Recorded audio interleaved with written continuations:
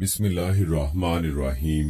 अस्सलामुअलैकुम दोस्तों, आज की इस वीडियो में हम नबी करीम सल्लल्लाहु अलैहि वसल्लम के उन मौजज़ात का तफसीली तज़किरा करेंगे जो न सिर्फ हजरत हलीमा सादिया रज़ी अल्लाह ताला अन्हा ने अपनी आंखों से मुलाहिजा फरमाए, बल्कि बाकी लोगों ने भी आप सल्लल्लाहु अलैहि वसल्लम के इन मौजज़ात और बरक़ात का नज़ारा किया जो अल्लाह ताला ने हजरत हलीमा सादिया रज़ी अल्लाह ताला अन्हा के घराने पर नाजिल फरमाई। प्यारे दोस्तों, याद रहे कि उस जमाने में अरब का दस्तूर ये था कि जब उनके यहाँ कोई बच्चा पैदा होता तो वो देहात से आने वाली दाइयों के हवाले कर देते थे ताकि देहात में बच्चे की नशोनुमा बेहतर हो और वो खालिस अरबी जुबान सीख सके। दाइयों का काफिला मक्का में दाखिल हुआ।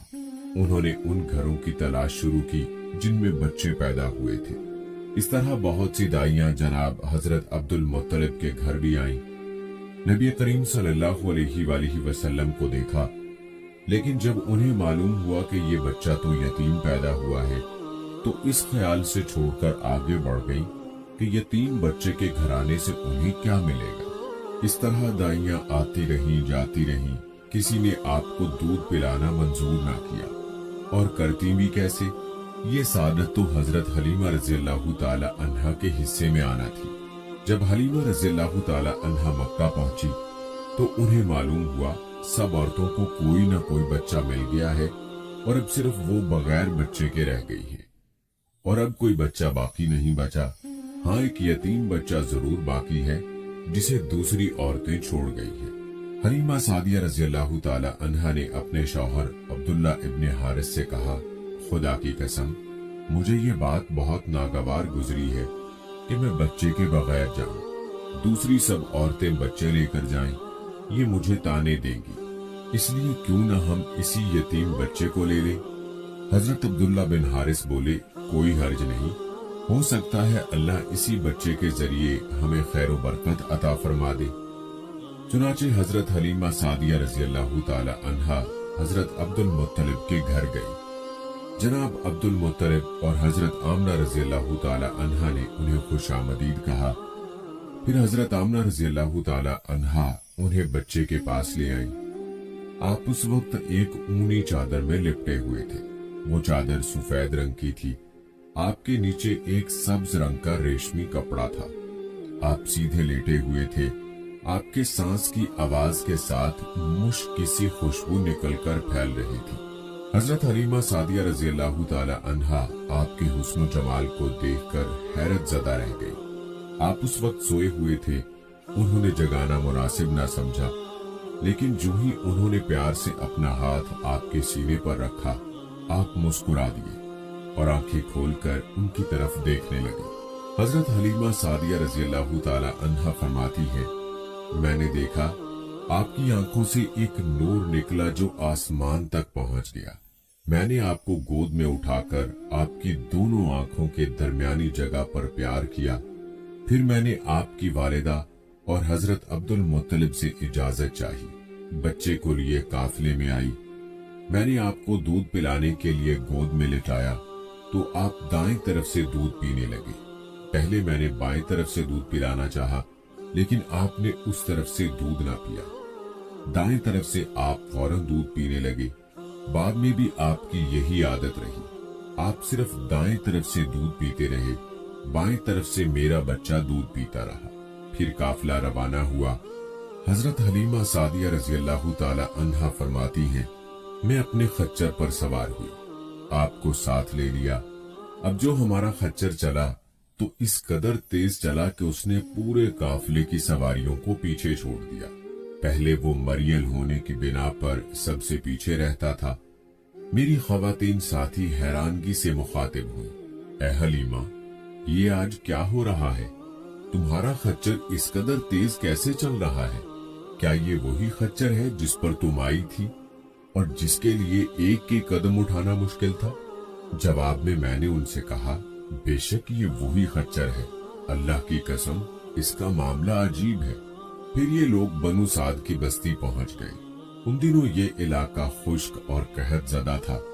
हजरत हलीमा सादिया रज़ी अल्लाह ताला अन्हा फरमाती है, उस शाम जब हमारी बकरियां चरकर वापस आईं, तो उनके थन दूध से भरे थे, जबकि इससे पहले ऐसा नहीं था। उनमें से दूध बहुत कम और बहुत मुश्किल से निकलता था।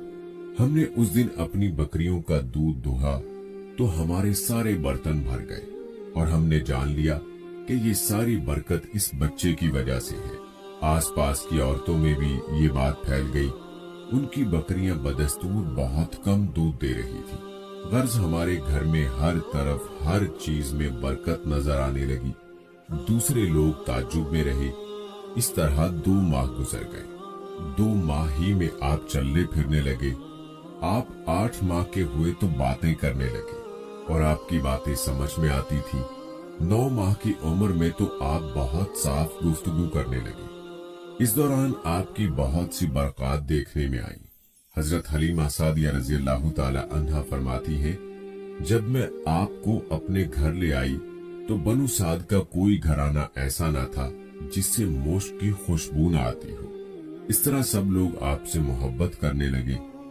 जब हमने आपका दूध छुड़ाया तो आपकी जुबान मुबारक से ये अल्फाज निकले, अल्लाहु अकबर कबीरा वल्हम्दुलिल्लाह कसीरा सुबहान अल्लाह बकरता वसीला।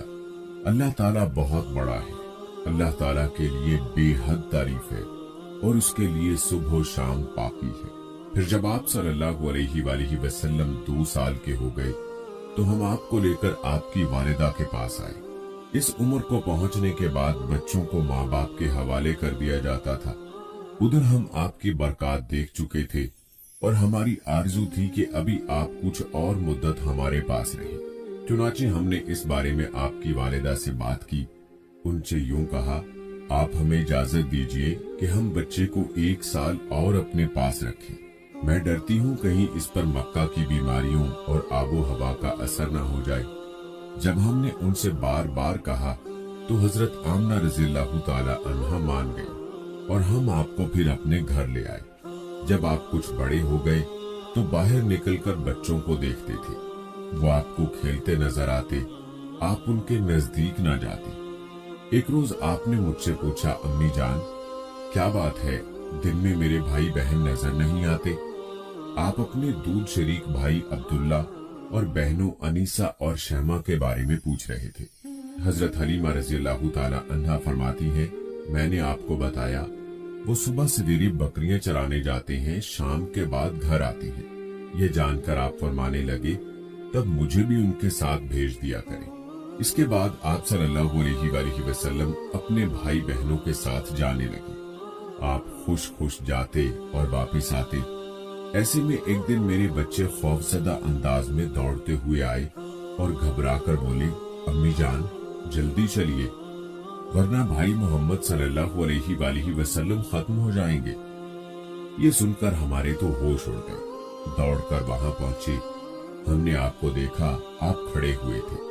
रंग उड़ा हुआ था, चेहरे पर जर्दी छाई हुई थी, और ये इसलिए नहीं था कि आपको सीना चाक किए जाने से कोई तकलीफ हुई थी, बल्कि उन फरिश्तों को देखकर आपकी हालत हुई थी। हजरत हलीमा सादिया रज़ियल्लाहु ताला अन्हा फरमाती है, हमने आपसे पूछा क्या हुआ था? आपने बताया, मेरे पास 2 आदमी आए थे। वो सफेद कपड़े पहने हुए थे। वो दोनों हजरत जिब्राइल अलैहिस्सलाम और हजरत मीकाईल अलैहिस्सलाम थे। उन दोनों में से एक ने कहा, क्या ये वही है? दूसरे ने जवाब दिया, हाँ ये वही है।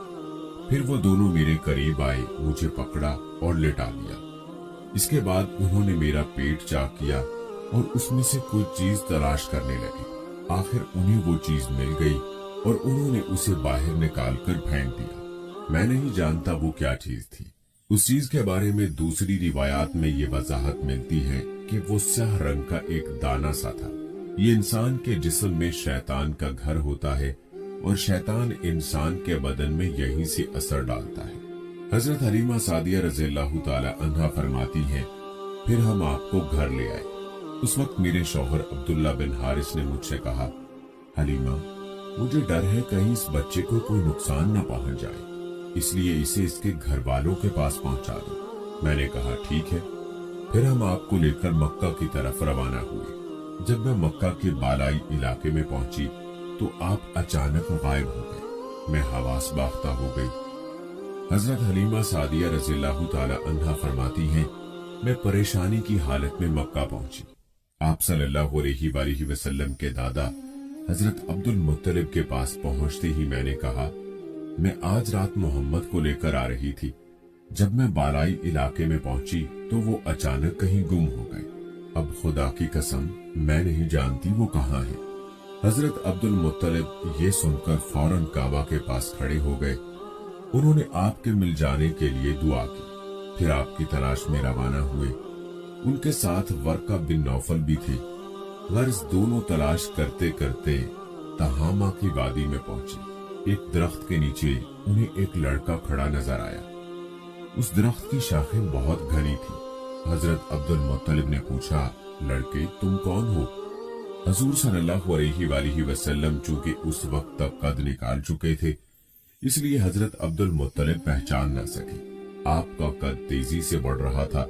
जवाब में आपने फरमाया, मैं मोहम्मद बिन अब्दुल्ला बिन अब्दुल मुत्तलिब हूँ। ये सुनकर हजरत अब्दुल मुत्तलिब बोले, तुम पर मेरी जान कुर्बान, मैं ही तुम्हारा दादा अब्दुल मुत्तलिब हूँ। फिर उन्होंने आपको उठाकर सीने से लगाया और रोने लगे। आपको घोड़े पर अपने आगे बिठाया और मक्का की तरफ चले। घर आकर उन्होंने बकरियां और गायें ज़िबा की और मक्के वालों की दावत की। आपके मिल जाने के बाद हजरत हलीमा सादिया रज़ी अल्लाह ताला अन्हा हजरत आमना के पास आईं तो उन्होंने पूछा, हलीमा अब आप बच्चे को क्यों ले आई? आपकी तो ख्वाहिश थी कि ये अभी आपके पास और रहे।